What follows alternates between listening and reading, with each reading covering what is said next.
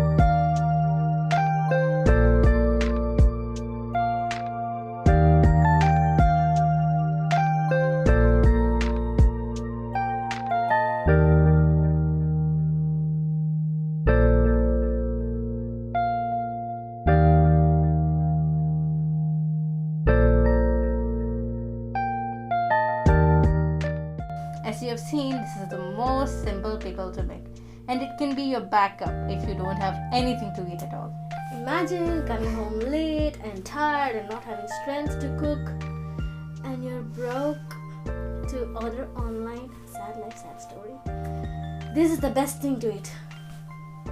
You can store this in an airtight container for 4 months in the refrigerator and for 1 month in the room temperature. But we finished it within a week. I hope you will all try this and please let us know in the comment section. That's it for this video. Meet you in our next one. Bye! Bye!